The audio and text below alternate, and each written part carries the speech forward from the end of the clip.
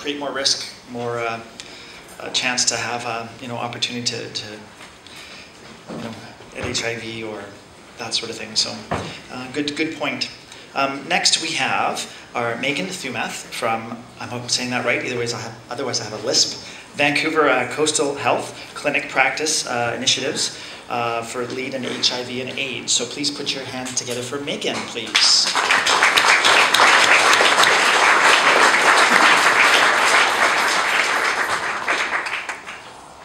Where is she? I think she's working her way around. Is Megan here?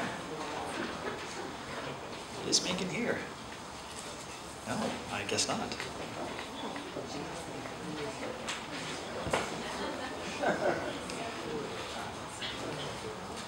She may be busy at the moment. I don't know where Megan is, but it's kind of a good opportunity because Michael Shapcott's here from Toronto, and I don't know if those of you who know Michael, we didn't have him on the agenda because we didn't know he was going to be here. So I'm going to do an impromptu dragging Michael up to the stage and making him talk to you because he's got an incredible history of housing advocacy in Toronto and knows an awful lot and works with the Wellesley Institute doing a bunch of research into housing and homelessness. So let's have a big round of applause for him stepping in.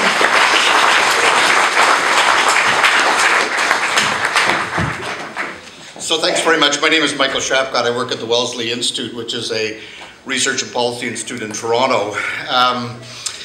Yesterday, Liz was taking a group of us around to show us all the great work that you guys are doing here, the various places we came to visit, this place and so on. And I think I kind of irritated Liz because I kept asking her two questions. I kept saying, where'd you get the money from and do you own the property?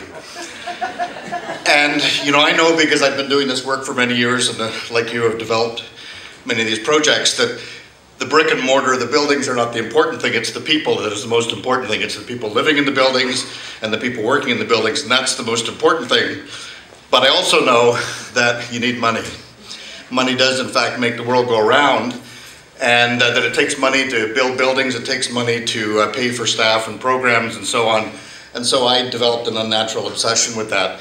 And what I really wanted to do was to sort of pick up on some of the things that Tom had said to you and really sort of fill out a little bit of the picture and maybe look a little bit into the future and give you a bit of a horror story about what's happening in terms of affordable housing. Tom mentioned that back in the 1980s and 1990s, the federal government and many provinces and territories began to cut housing funding, and it was pretty dramatic, the cuts that were made at the national level and at the provincial level. And Tom mentioned that the impact that had in terms of the ability of groups here to be able to do the good work that we know needs to be done. And the cut in federal housing investments in the 1990s, surprisingly enough, also coincided exactly with the rise in mass homelessness across the country. And some federal politicians don't get it, but there's an exact relationship between the fact when you stop investing in good homes for people, you start to get more people who don't have good homes. And Stephen Wang, who's one of the smartest guys that I've ever met earlier, said that researchers spend a lot of time proving stuff the rest of us already know. And that's true. We still need Stephen and all the other good researchers to keep confirming this sort of thing. But we do know the rise in mass homelessness that happened here in Vancouver and across Canada in the 1990s. And we saw a change in the face of homelessness. We saw more families, more children, pregnant women on the streets, seniors. We have in my hometown of Toronto, every night in our homeless shelter system, over 800 seniors in our shelter system. Shelters are not set up to meet the health and social needs of seniors, and yet that's where they're trapped because of the growing affordable housing crisis. So what I wanted to do is just to sort of tell you where we are now and tell you what we can expect in the next 3 or 4 years. Right now in front of Parliament is a document called the Spending Estimates. If you go on to the Federal Treasury Board website, Treasury Board, the head of the Treasury Board, I believe is Tony Clement, an old friend of mine and a friend of many of you, and a fellow who got a good drubbing in the Insight decision and should have should have done the right thing at that point and resigned from elected office, but he didn't, so he's still there. And he's in charge of something called the spending estimates. And you know, again, I've already confessed I have an unnatural obsession with money. So I go onto the federal government website. If you've got access to a computer, go to the spending estimates in the Treasury Board, and you'll get a 500-page document. And the document lists line by line every penny the federal government's spending this year. So it's their budget, basically, for the year. Now, the great thing about our democratic country in Canada is that the federal spending estimates are kind of like what we used to have in Toronto, a cable company that had what they called the negative billing option. That is that they would add stuff to your bill, and as long as you didn't say no, they'd keep adding stuff to your bill.